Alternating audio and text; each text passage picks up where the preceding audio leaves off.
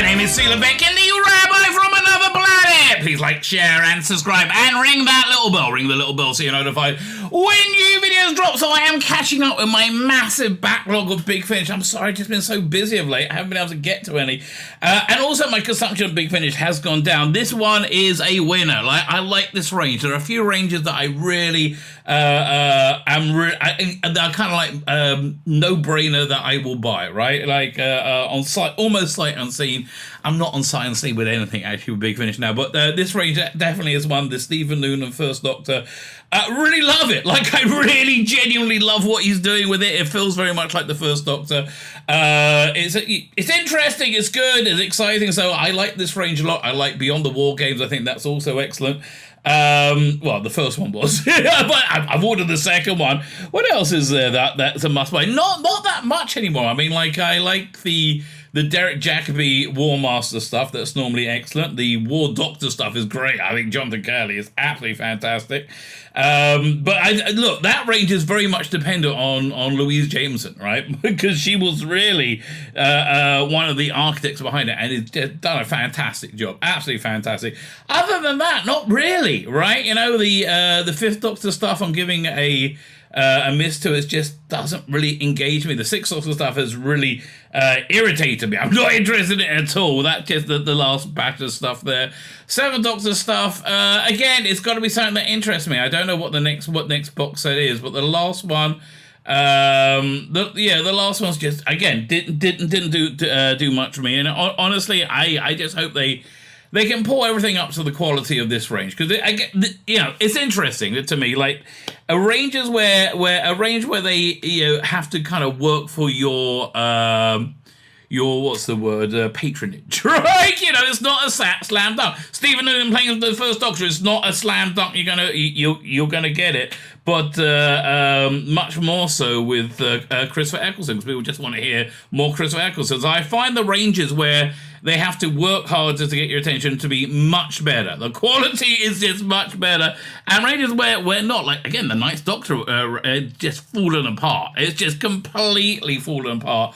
I stopped listening to it with the one with Tanya and Livchenko, a less realistic romance I couldn't imagine. So, I'm out of that. I don't really like the insane messaging, which I think is destroying the world that emanates from that. So that's where I got out that range.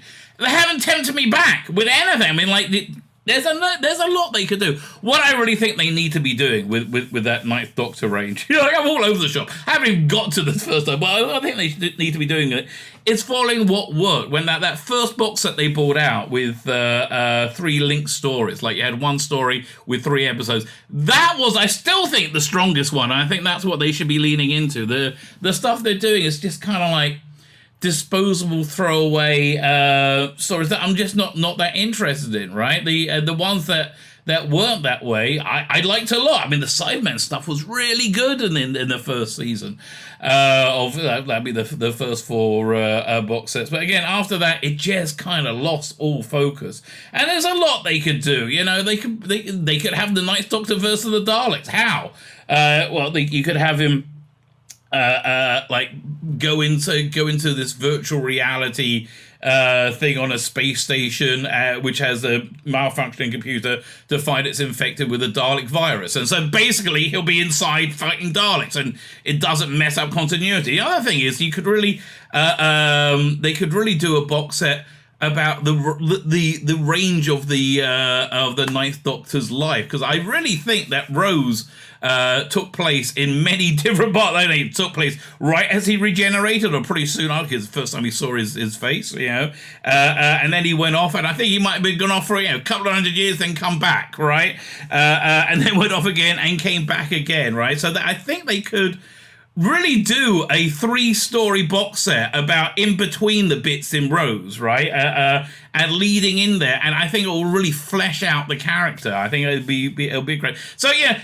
But it's that kind of innovation, I think, and I'm not telling to do that, but if they want to do that, that's great. Could you send me a free copy? That'd be fantastic. I'm not even asked for, credit. But, that's the kind of thinking I think they need to get outside of the box, right? To make it interesting, and it just isn't. However, this range is a recommend. This range, they do that, right?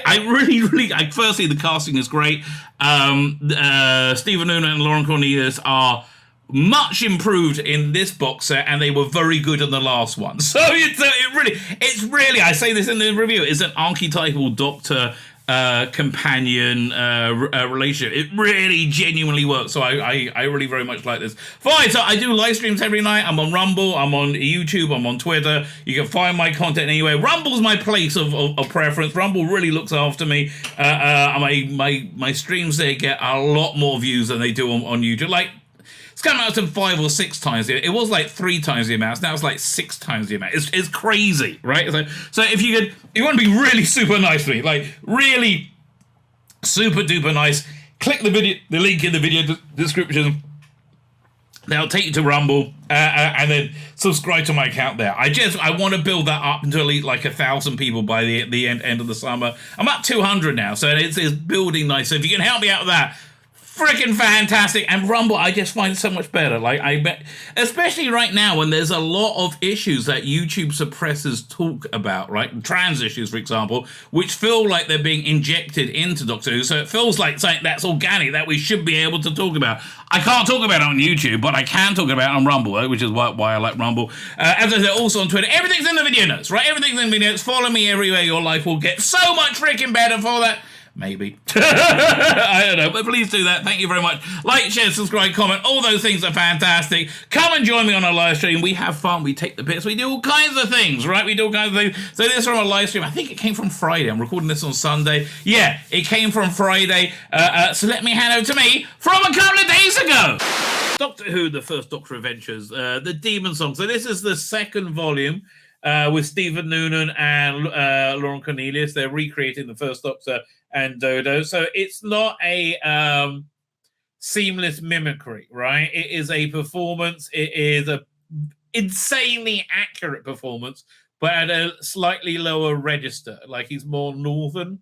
But it's such an insanely accurate and understanding performance, right? One thing I don't like about it, I hate to denigrate it, so I'm sorry to say it, but I have to be honest, I really don't like the cover, right? I think the cover really genuinely doesn't work at all, which is a shame. I wish I did like the cover, but I really genuinely don't.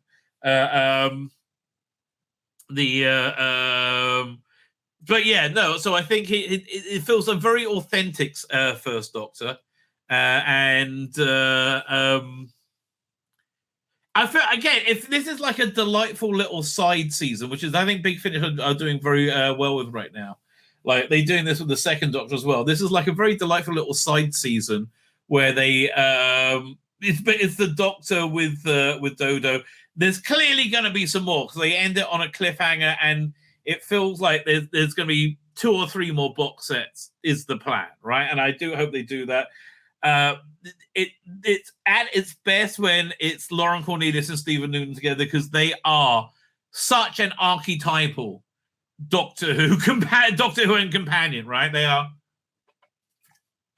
really genuinely everything you want from a Doctor Who and companion. It's like young Spike, it's spunky, not spunky. Yes, but brave. I'm talking about Dodo, like young, brave, fun. Yeah, she's got a real fun vibe to her, right?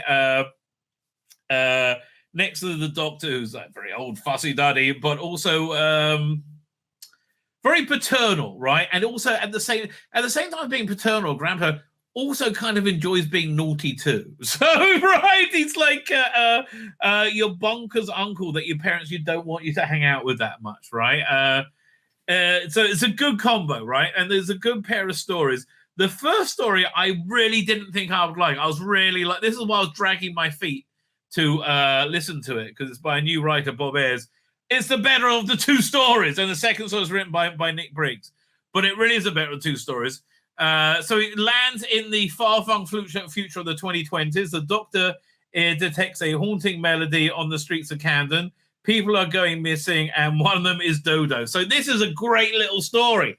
I really, really like this story, and it would have worked in the 1960s as well. It's but putting the Doctor and Dodo in the 2020s really worked. It was so much fun, right? And it didn't feel like anybody was sending anybody up.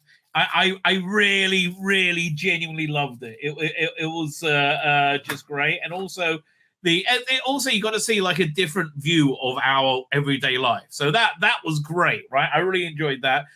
Cracking little story as well. Excellent, good villain. Like misunderstood Sapphire and Steely villain. Really excellent, right? A good jeopardy and peril for with Dodo, right? Getting them, setting up. It's a good story, right? It is a good story. How much are they charging for this? $25. $25 seems pretty reasonable for this. So the second story, the Incherton incident by Nicholas Briggs, was the one I thought I'd like. So the reason I didn't like it, I'll give you a couple of reasons I didn't like it, was firstly, it felt like, again, this is part of a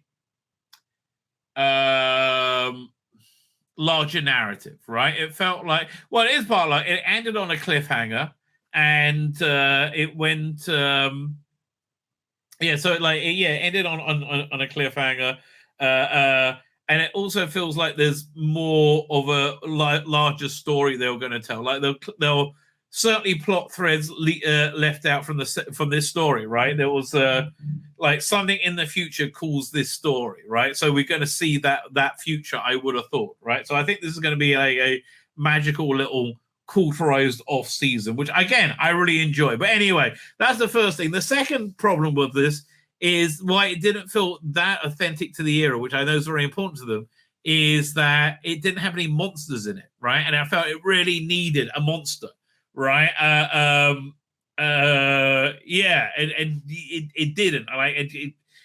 You could have engineered one in there, but you didn't. So anyway, something intercepts the TARDIS in space. Again, so this is part of the mystery. Attempting to escape its grip, the Doctor inadvertently drags it through time to coastal England in 1947. So the very close post-war setting is really good, and it deals beautifully with the post-traumatic stress disorder that was so common, I guess, in 1947. The nation recovers from World War II. As the nation recovers from World War II, an alien force threatens total destruction, right? So so essentially a spaceship has crashed in a nice English seaside town and killed everybody, from what I can tell. The army's there to mop it up, and the Doctor and Dodo blunder into that. But also, so does this very interesting third force who has control over everybody, like mind control over people, and knows of the Doctor, right? Turns out knows the Doctor. So that's a great little mystery. But then they pay it off by saying he's like some ecological terrorist from the future, and she's been sent back in time to get him in like a Terminator 3, Terminator 2, Terminator kind of way, right? It feels more like a unmade second Doctor story. It feels closer to something like Fury from the Deep, a very adult espionage drama. From it feels like it was a retooled episode of Callan. To a certain extent, I really think it could have used a monster or two, and I felt like it was not complete, because I felt like there's other bits of it coming. It felt like it had it didn't really have a beginning, middle, end, because there's plot threads dangling, which I believe is on purpose. So hopefully that's good news, right? Hopefully that is good news. That means we're going to get more. I do. As I said, very, very, very good Doctor and companion pairing. Long Gone Edith just looks fantastic. I'm sorry, I just went to the backstage. I'm like, okay, right. I was mesmerized beforehand. now more so, right? But yeah, they do. You can kind of get the energy buzzing off them. It's really fun. I mean, she does sound like fun. Like, you can see her at the bottom there, like poking her head out. She sounds like she's fun, right? And that's what you want from a companion. Fun, and brave. That's really what you want from Karney. And also very easy on the eye, right? Very, very easy on the eye, because she is. So yeah, look, for me, definitely a recommend. Do check them out. But how much is the other one in this? Their first one, which is equally good, $25. I think $25 is fair. 6 episodes. I do think that's fair. My name's Tzvi Lebetkin, the Rabbi from another planet. Please like, share, and subscribe, and ring that little bell. Ring the little bell so you're notified when new videos drop.